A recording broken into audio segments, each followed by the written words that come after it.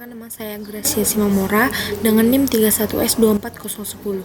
Di sini saya akan memaparkan materi tentang force convective. Outline yang akan saya bahas pada materi tersebut yang pertama yaitu fenomena, kemudian yang kedua yaitu elemen volume, kemudian yang ketiga asumsi, kemudian heat balance. Kemudian fenomena. Terdapat sebuah pipa yang berisi cairan yang mengalir dari atas ke bawah. Nah, aliran ini terjadi karena adanya gaya gravitasi dan tekanan. Di dalam pipa ada pemanas yang berbentuk spiral atau heating coil yang membentuk atau membuat cairan di tengah pipa menjadi lebih panas dibandingkan dengan cairan di dekat dinding pipa. Karena adanya perbedaan suhu ini, cairan akan bergerak dalam lapisan-lapisan yang teratur atau aliran laminar, dan panas akan berpindah dari bagian yang lebih panas ke bagian yang lebih dingin. Kemudian untuk fenomena ini disebut sebagai aliran laminar konveksi paksa dalam pipa. Kemudian pada kasus ini dia sifat-sifat fisiknya itu cairan seperti kekentalan dan massa jenis itu dianggap tidak berubah. Kemudian untuk elemen volume, untuk menyelesaikan perpindahan panas secara konveksi paksa, hal yang perlu dilakukan adalah mencari profil kecepatan di dalam sistem.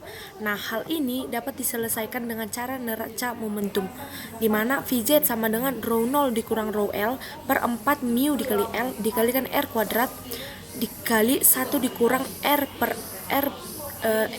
R besar kuadrat sama dengan Vz max dikalikan dengan 1 dikurang R kecil per R besar kuadrat. Nah, kemudian persamaan ini itu akan ditransfer di dalam dua arah, di mana arahnya R dan Z.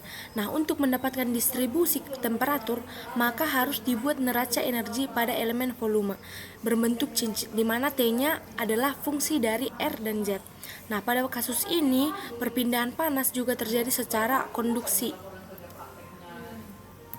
Kemudian untuk elemen volumenya, di sini saya akan menjelaskan tentang gambar elemen volume terlebih dahulu. Nah, pada gambar elemen volume, fluida itu mengalir sepanjang arah sumbu pipa atau arah jet yang ditunjukkan dengan direction of flow. Nah, kemudian untuk panas yang berpindah secara radial atau arah R, berada dari dinding pipa ke fluida. Itu persamaannya adalah konveksi ditambahkan dengan konduksi. Kemudian secara aksial atau arah Z, nah ini dibawa oleh aliran fluida atau konveksi. Kemudian untuk elemen volume atau kontrol volume kecil yang berada di tengah gambar, itu merupakan menunjukkan elemen silinder kecil dengan jari-jari R sampai R ditambahkan dengan delta R. Kemudian untuk panjangnya adalah delta Z. Kemudian yang tujuannya ini adalah untuk membuat persamaan neraca energi lokal. Kemudian untuk mekanisme perpindahan panas itu ada konduksi radial atau arah R.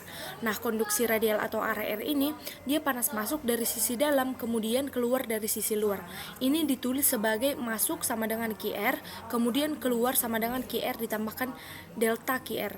Ini menunjukkan atau mengikuti dengan hukum Fourier dengan rumus QR sama dengan min K dikalikan dengan A dt per dr, yang artinya adalah panas itu dia mengalir karena adanya perbedaan suhu dari arah radial. Kemudian untuk konduksi aksial atau arah Z, panas ini juga bisa mengalir di sepanjang pipa, tapi pada banyak kasus kecil dia sering diabaikan. Kemudian untuk konveksi atau aliran fluidanya bawa energi sepanjang arah Z yang ditulis sebagai rho Vz Cp T dikalikan dengan T. Kemudian keluarnya rho Vz dikalikan Cp dikalikan dengan T delta T. Ini terjadi karena fluida itu bergerak sambil membawa panas.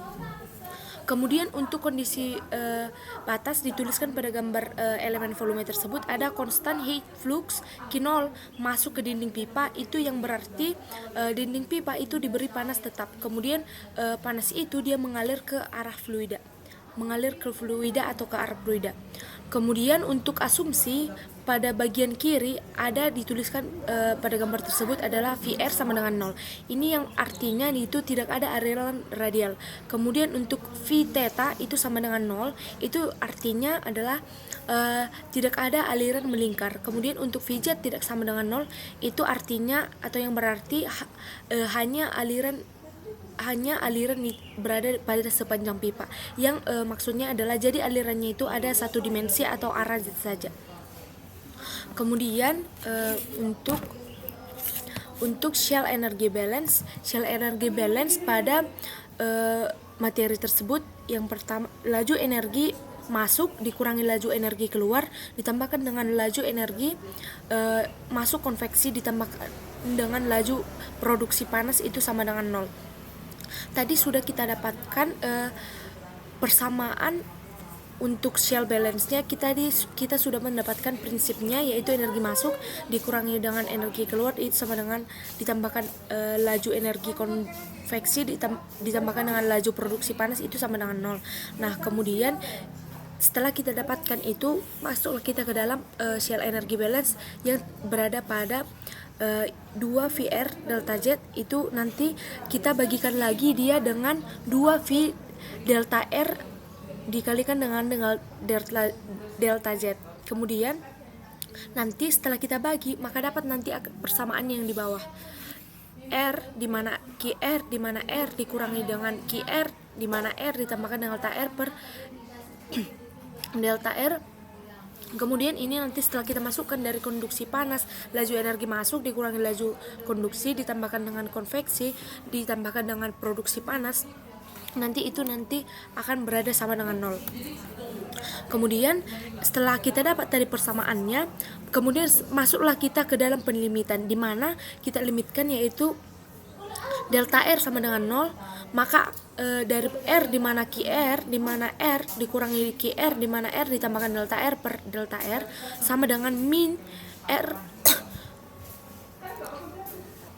Nah, setelah kita dapatkan nanti persamaannya, itu nanti setelah kita limitkan masing-masing dari Shell energy balance yang kita dapatkan tadi, maka itu akan mendapat min R Q di mana RQ QR per DR. Nah, setelah kita limitkan masing-masing dari tiga bagian itu, masuklah kita ke dalam min R dQR yang kita dapatkan tadi dari hasil dari pelimitan dikurangi dengan R dQR dikurangi dengan RCP V2 DT per dS sama dengan 0. Itulah nanti setelah kita turunkan, kita akan mendapatkan persamaan yang keempat.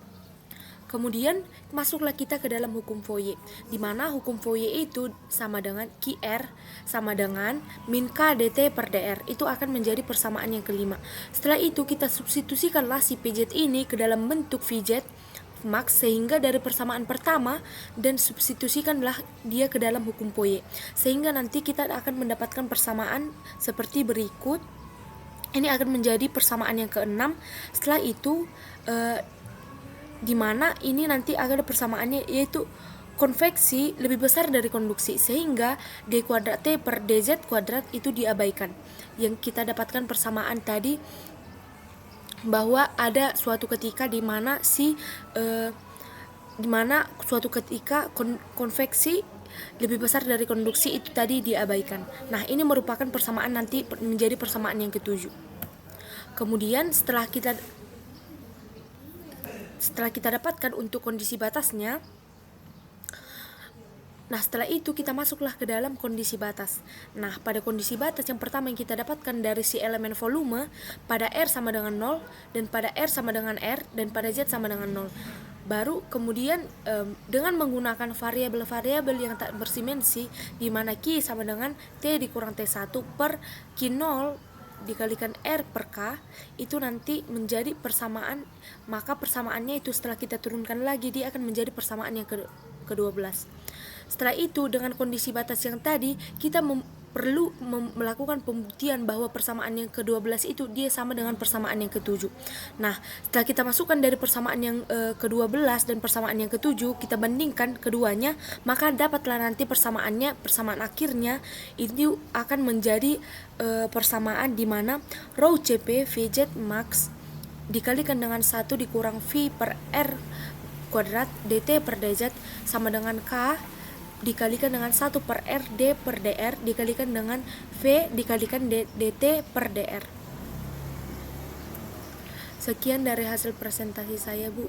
Jika ada salah atau kesalahan dalam berbicara, mohon dimaafkan.